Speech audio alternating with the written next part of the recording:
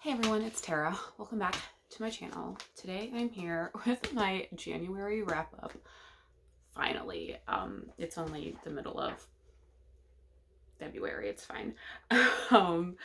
So in January I read 7 books.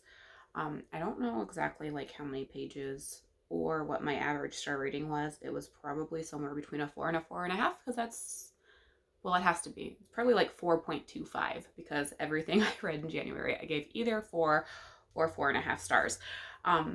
So let's just dive into it. I'm just going to go in the order that I read the books or completed the books. So first up we have Tulips in Trouble by Lovett. This is book 5 in the Port Danby series. This one follows like a group of artists are in town like painting this like famous lighthouse, and one of the artists ends up dead, and her or Pink and the detective James Briggs are trying to figure out who done it. Is this also the one? Okay, yeah, I was gonna say, this is also the one that there's like a flea market going on that Pink's friend Lola is selling at, and Lola is kind of like, there's also this like older lady, I don't remember her name, who like is cleaning out her house and ends up selling like at the flea market as well, and Lola's like a little bit like, what's going on? Like, she has all this good stuff and she's like selling it at a bargain. No one's gonna want to buy my junk. Yeah, so overall, like it's been, so it's like I read this like the very beginning of January, and I don't remember like all of the details, but I gave it 4.5 stars. Really enjoyed it. I mean, this is book 5 in a cozy series, so I can't say like too much because it could be spoilers about some of the overarching things going on. But solid book in a solid series, so definitely recommend. Then I read The Midnight Library by Matt Haig. I read this for my in-person book club. I gave this 4.5 stars. I really liked it. Like at first I was like, what's like, am I going to like it? Because there's a lot of talk of like the main character who, Nora, who like, she really is just like, the whole premise of this book is that she's like really depressed, isn't happy with her life, and she's like trying to kill herself. And so when she like makes this attempt, she ends up in this kind of like in-between place, which for her ends up being a library. And this librarian that she had as like her school librarian back in, I don't know if it was middle school or high school, somewhere in there, is like kind of like guiding her through all of these different, you know, like versions of her life. So basically the entire premise of this book is like she's in this like in-between place, and she can choose like different versions of her life. Like, oh, what if I had done this? What if I had done this? And she goes to these different lives, and she kind of realizes that like she's not totally happy in any of those different versions of her life. And it's like the smallest, you know, and in some cases, like, you know, there's a version of her life where she continues swimming, like, because she was an avid swimmer in school, and then she just never like finished pursuing it, like, you know, where she becomes like an Olympic swimmer. There's a version in her of her life where she like is in this band that she had with her brother and one of her brother's friends, and like they make it big, like all like, so there's some really big decisions that she made that like if she had chosen differently would have affected her life. But there's also like some like smaller decisions, like what if I like asked this guy out for coffee, like, you know, things like that. And I really enjoyed that premise because at the end I feel like you kind of realize like, yes, like the decisions that you make definitely have an impact on your life, but it's all about like what, like you kind of have to choose to be happy in the life that you're living now. So I really enjoyed it. Like I said, 4.5 stars. We had like a really good discussion about this in my book club. And as you can see, I did tab a few things. One of them was just like, oh, this is like how it works. But like, there's some really good quotes. Like, a person was like a city. You couldn't let a few less desirable parts put you off the whole. There may be bits you don't like, a few dodgy side streets and suburbs, but the good stuff makes it worthwhile. There's a couple other like quotes that I really liked in here. And overall, I really enjoyed it. It was a good solid read. Like, I feel like this one was like this got a lot of hype. And I feel like this one actually like lived up to the hype that it like got, all the buzz that it got. Then I read Whispers Beyond the Veil by Jessica Estevao.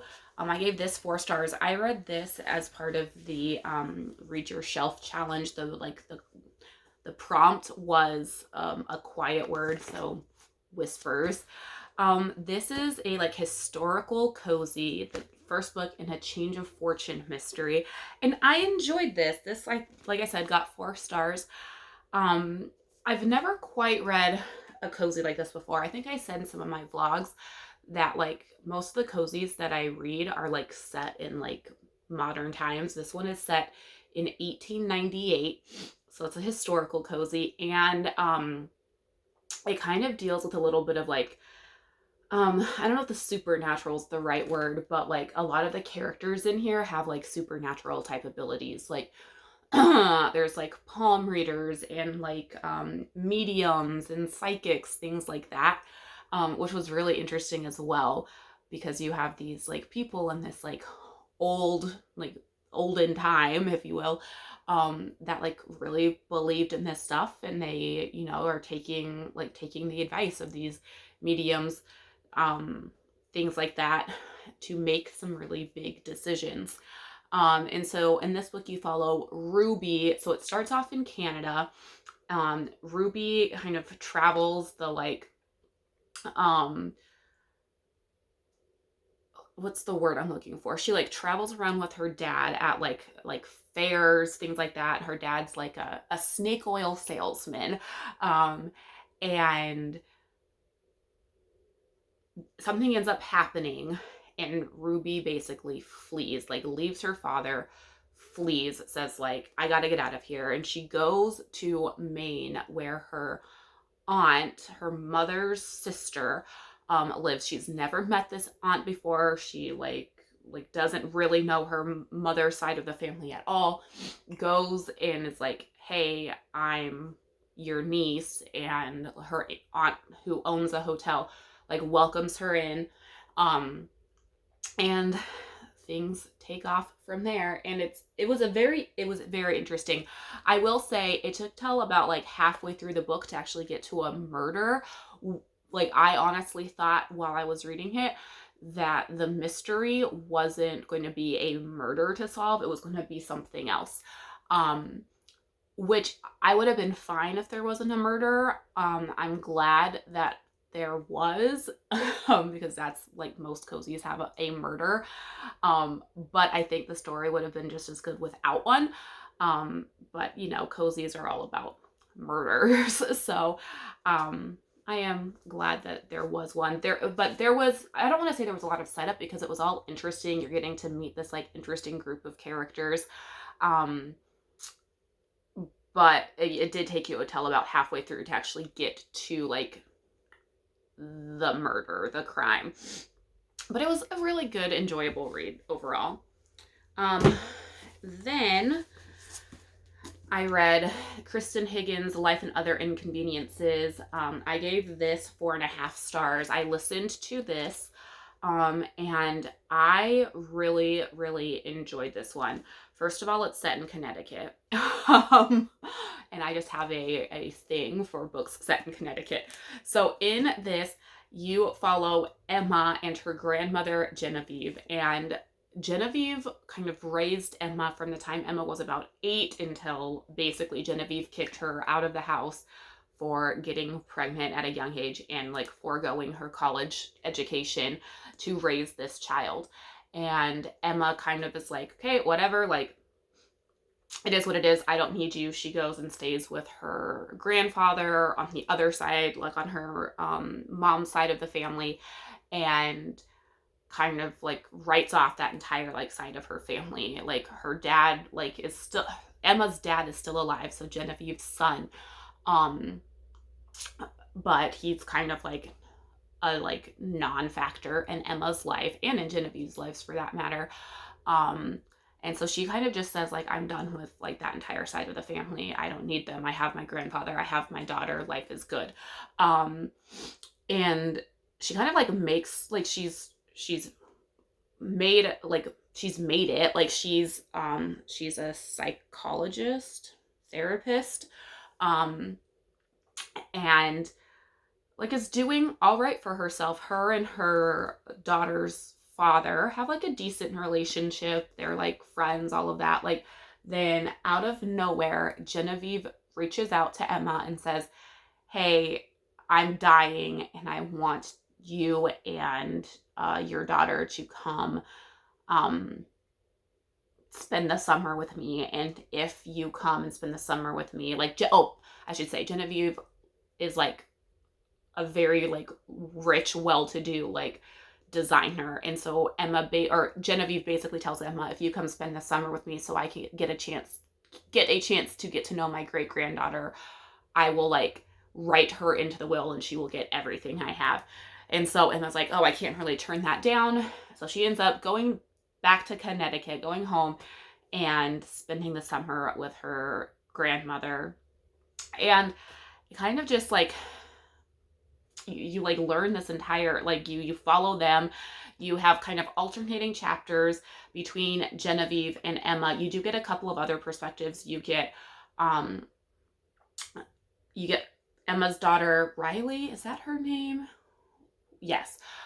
You get Emma's daughter, Riley, a few chapters. You get this neighbor. Oh, what is his name? Oh, man. Why can't I remember that? Clark. He plays into the story a little bit, and it's just like, it's an interesting story about like giving people second chances, about family. There is a little bit of like a mystery involved, like a cold case type thing. It was a really good listen. Like I really enjoyed listening to it. Then I read Mulled to Death by Kate Lansing. I've returned it to the library, so I don't have it, but I'll try and put a picture in here. Which is book 3 in the Colorado Wine Mystery Series. I gave that 4 stars. This one follows Parker, who owns her winery, Vino Valentine. I'm pretty sure that's what it's called. And her and her boyfriend and her brother and her brother's girlfriend, who's also Parker's best friend, they go on a little like weekend Valentine's Day getaway. And it's partly business because Parker's trying to get her wine.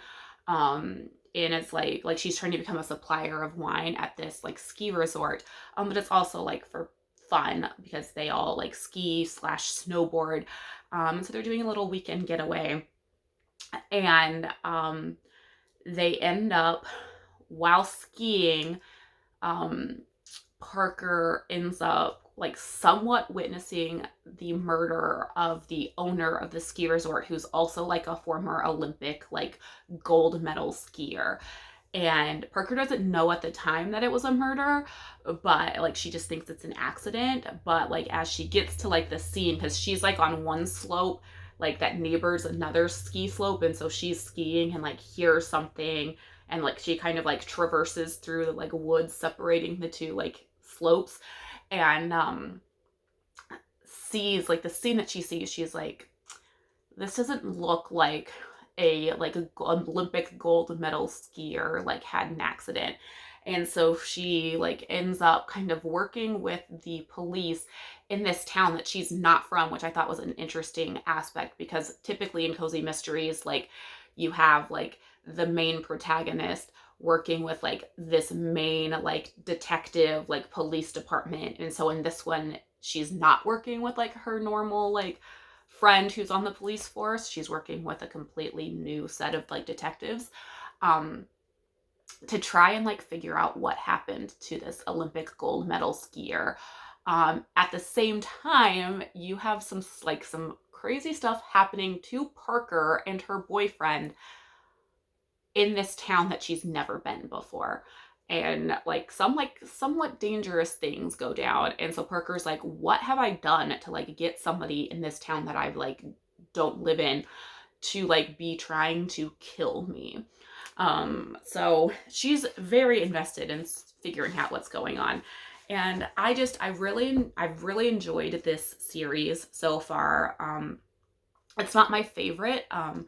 I'd say Sloane Krause, Hannah Swinson, and the Bake Shop Mystery Series are higher up than this one, but it's a really solid series. I'm really enjoying reading them as the books come out, and I love Parker. Plus, it's a cozy mystery about a winery owner. So I love all of the wine references, all of that. I think it's a very solid cozy mystery series. Then I read One Last Stop by Casey McQuiston. I also listened to this. I gave this 4 stars. This was such a pleasant surprise to me, because I did not like Red, White, and Royal Blue. I DNF'd it.